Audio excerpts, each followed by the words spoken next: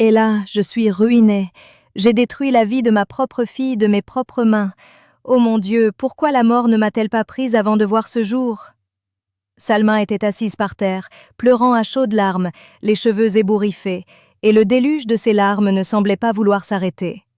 Devant elle, sur le lit traditionnel, charpoy, était assise sa jeune fille Mariam, dont le visage, autrefois considéré dans tout le quartier comme aussi beau que la pleine lune, était maintenant si hideux et défiguré que Salma elle-même n'osait pas le regarder une seconde fois.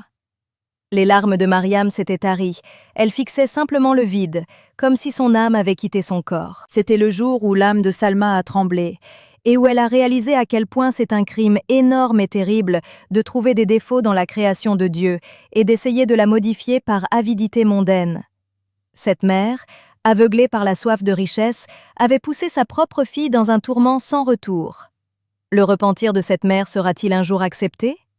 Le visage innocent de Mariam reviendra-t-il un jour? Et qu'est-ce qui a bien pu pousser un foyer pauvre mais paisible vers une fin aussi effroyable? Quel acte interdit cette mère a-t-elle commis avec sa fille pour attirer une telle colère divine? Pour connaître cet événement riche en leçons, restez avec nous. Et rappelez-vous que l'ingratitude envers les bénédictions accordées par Dieu humilie l'être humain à la fois dans ce monde et dans l'au-delà. L'histoire remonte à quelques années.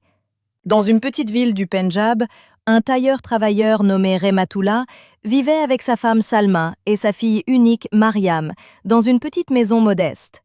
Rehmatullah était un homme très honnête, patient et reconnaissant. Il remerciait Dieu pour les quelques centaines de roupies qu'il gagnait en faisant tourner sa machine à coudre toute la journée. Sa fille Mariam était le portrait craché de son père. Mariam était une fille extrêmement simple, pudique et vertueuse.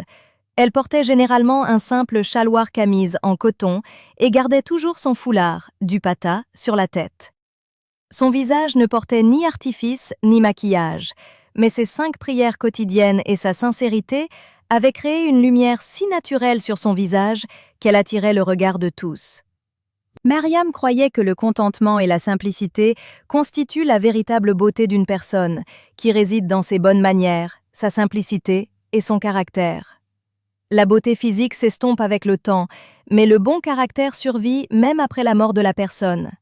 Elle se contentait des revenus de son père et aidait sa mère dans toutes les petites et grandes tâches ménagères. Mais la façon de penser de Salma était complètement différente de celle de son mari et de sa fille. L'amour de ce monde et la soif de richesse avaient pris place dans le cœur de Salma. Elle pleurait constamment sur sa pauvreté. La simplicité de Mariam lui était insupportable.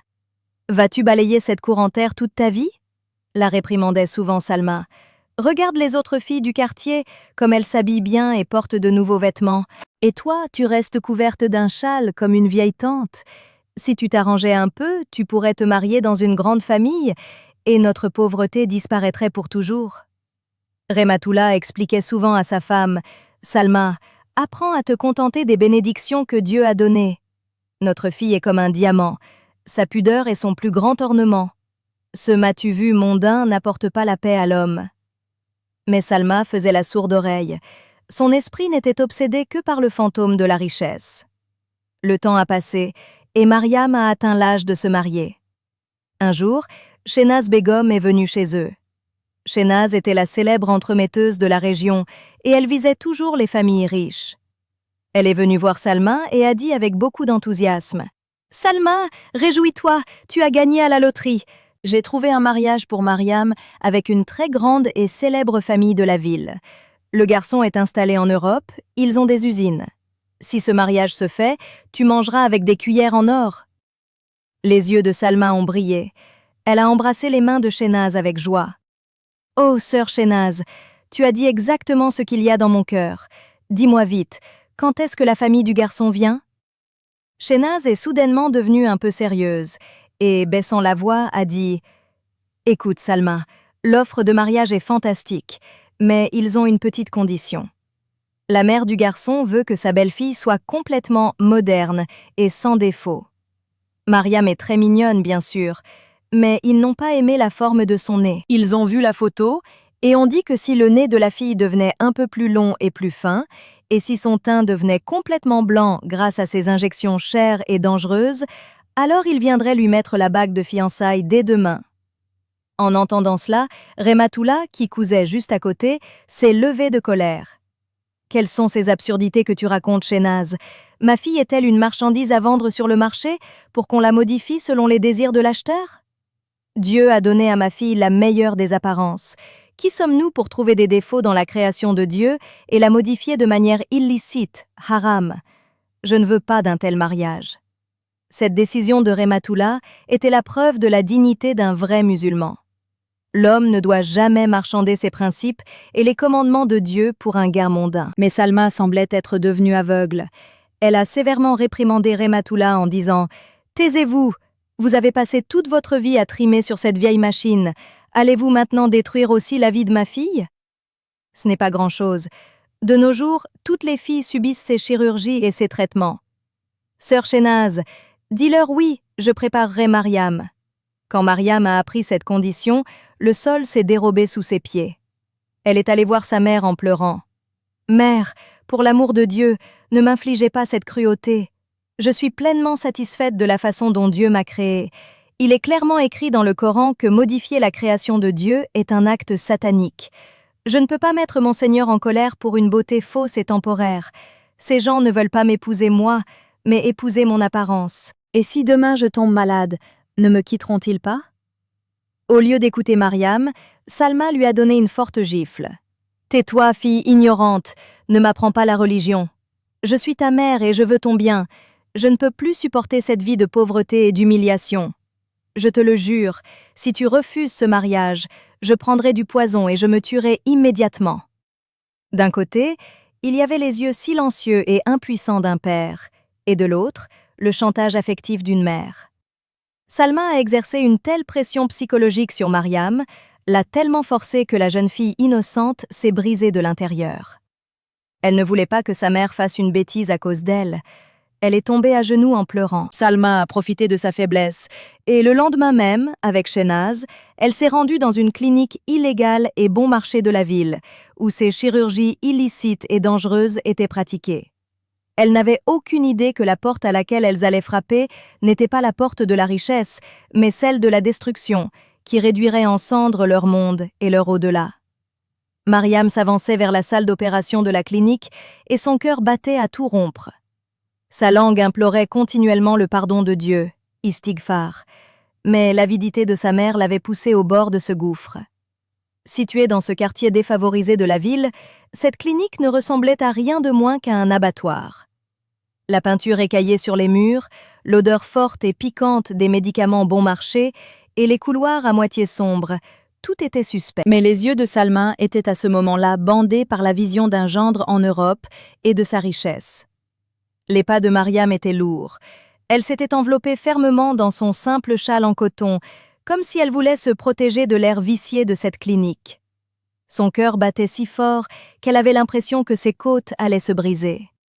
« Mère, pour l'amour de Dieu, il est encore temps, rentrons. Cet endroit me fait peur. Père a raison, nous devons nous contenter de la volonté de Dieu. » Mariam a tenu la main de sa mère en pleurant. Il y avait une supplication dans ses yeux qui aurait pu faire fondre n'importe quel cœur de pierre. Mais Salma a repoussé sa main avec colère. « Tais-toi, j'ai donné toutes les économies de ma vie, l'argent que j'avais mis de côté pour ta dot, à ce docteur. Tu ne peux plus reculer maintenant. Rentre en silence. » Le devoir des parents est d'éduquer leurs enfants et de leur montrer le chemin de leur bien-être. Mais lorsque les parents exercent une pression injustifiée sur leurs enfants par avidité mondaine et pour le prestige, ils les poussent souvent dans un abîme d'où le retour est impossible. Une telle coercition sur les enfants est une pure injustice. Mariam a été emmenée dans une petite pièce mal éclairée. La femme présente, que Salma considérait comme un « grand docteur », était en réalité une charlatane sans aucun diplôme valide. Elle a examiné le visage de Mariam et a tracé des marques au marqueur sur son nez innocent, droit et naturellement beau. Des larmes coulaient sans cesse des yeux de Mariam et ses lèvres récitaient silencieusement l'Ayat al-Kursi. Lorsque cette femme a injecté un anesthésiant dans le visage de Mariam, celle-ci a eu l'impression qu'on lui arrachait l'âme. Ce n'était pas seulement une douleur physique, c'était la douleur de sa conscience, car elle allait altérer la création de son Seigneur. Ce qui a suivi a été des heures d'agonie. Des instruments bon marché, des produits chimiques de mauvaise qualité et de dangereuses injections pour blanchir la peau ont été introduits dans le corps de Mariam. D'un autre côté, Rematoula était assis sur la natte déchirée de sa maison, pleurant amèrement. Il avait les mains tendues vers Dieu. « Oh Allah, pardonne l'ignorance de ma femme. Ma fille est impuissante. Mon Dieu, nous sommes pauvres, c'est vrai, mais j'ai toujours gagné ma vie honnêtement. Halal. Protège mon honneur et ma fille du mal de ce monde. » Les larmes du père mouillaient sa barbe blanche. Il savait que ce que Salma était partie faire était fondé sur le mensonge et la tromperie. Après plusieurs heures d'agonie, Salma a ramené Mariam à la maison en la soutenant. Le visage entier de Mariam était couvert de bandages. Seuls ses yeux enflés étaient visibles, dans lesquels il ne restait plus aucune lumière, seulement de la douleur. Le docteur avait dit qu'il ne fallait pas enlever ses bandages pendant 1 semaine et avait donné quelques médicaments. Salma était très heureuse. Elle sentait que dès que ses bandages seraient enlevés, Mariam en ressortirait comme une fée magnifique et le mariage avec le garçon d'Europe serait scellé. Mais les décrets du destin sont bien différents des pensées humaines. Les nuits sans sommeil s'envolaient. Mariam gémissait de douleur. Une odeur étrange commençait à se dégager de son visage. Mais Salma la rassurait en disant que c'était l'effet des médicaments et que tout irait bientôt bien. Rematoula, voyant l'état de sa fille, s'étouffait de l'intérieur. Mais il restait silencieux, car l'entêtement de sa femme avait détruit la paix de la maison. 1 semaine s'est écoulée comme un siècle. Salma avait envoyé un message à Shehnaz Begum et à la famille du garçon pour leur dire de venir. La fille était prête. C'était le jour où l'on enlevait les bandages. Salma a commencé avec impatience à retirer les pansements du visage de Mariam. Rematoula se tenait également dans un coin, priant silencieusement. Dès que le dernier bandage a été retiré, une lueur de joie est apparue sur le visage de Salma à l'espace d'un instant, puis a disparu. Le teint de Mariam paraissait anormalement blanc et artificiel à cause des injections, comme le visage d'un cadavre. Son nez, qu'on avait essayé d'affiner, était enflé d'un côté et semblait asymétrique. Cette simplicité naturelle et cette lumière qui provenait de sa pudeur avaient complètement disparu.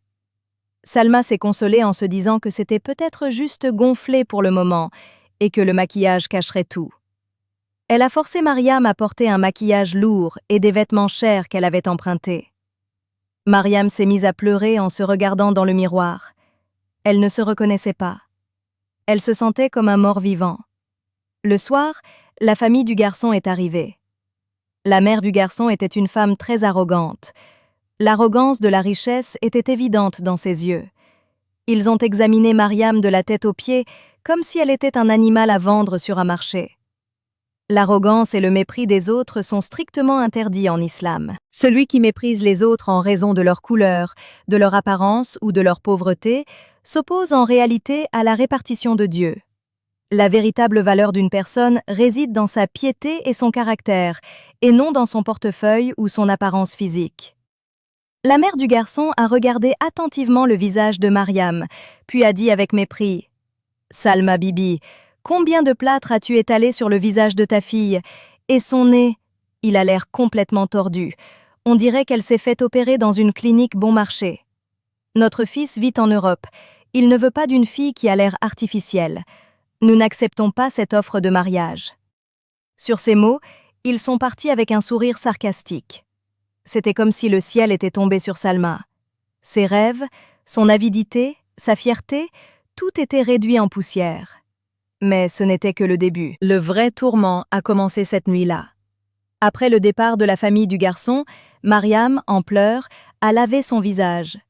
Dès que le maquillage a été enlevé, une sensation de brûlure intense a commencé sur le visage de Mariam. Les produits chimiques bon marché et la mauvaise intervention chirurgicale commençaient à faire leur effet. Dans la dernière partie de la nuit, les cris de Mariam ont résonné dans toute la maison. Rematoula et Salma ont couru dans la chambre de Mariam. Mariam se tordait de douleur sur le sol. Son visage enflait rapidement et la chair près de son nez commençait à pourrir. La couleur blanche due aux injections se transformait maintenant en taches noires. Paniquée, Salma a immédiatement appelé Shehnaz et a couru à la clinique de ce charlatan pour découvrir que la clinique avait été fermée du jour au lendemain 2 jours plus tôt et que la soi-disant doctoresse avait fui par peur de la police. Salma s'est assise dans la rue et a commencé à s'arracher les cheveux. Elle avait réalisé qu'elle avait été escroquée, que dans sa cupidité, elle avait enterré sa fille vivante. C'est ici que l'histoire rejoint le point où nous avons commencé. Salma était assise par terre et pleurait à chaudes larmes. « Hélas, je suis ruinée, j'ai détruit la vie de ma propre fille de mes propres mains. » Mariam était assise sur le lit traditionnel. Son visage était maintenant complètement défiguré.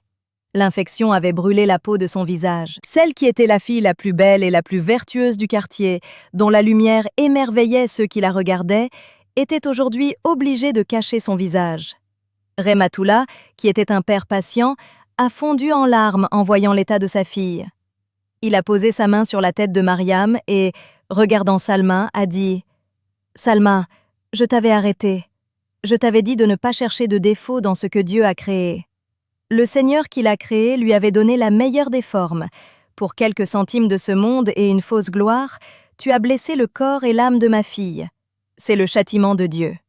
Quand l'homme oublie sa place et interfère avec les œuvres de Dieu, la nature lui donne une telle leçon. La miséricorde d'Allah et le châtiment d'Allah sont silencieux, mais lorsqu'une personne admet sincèrement son erreur et se repent en implorant, les portes de la miséricorde d'Allah s'ouvrent au vrai repentir.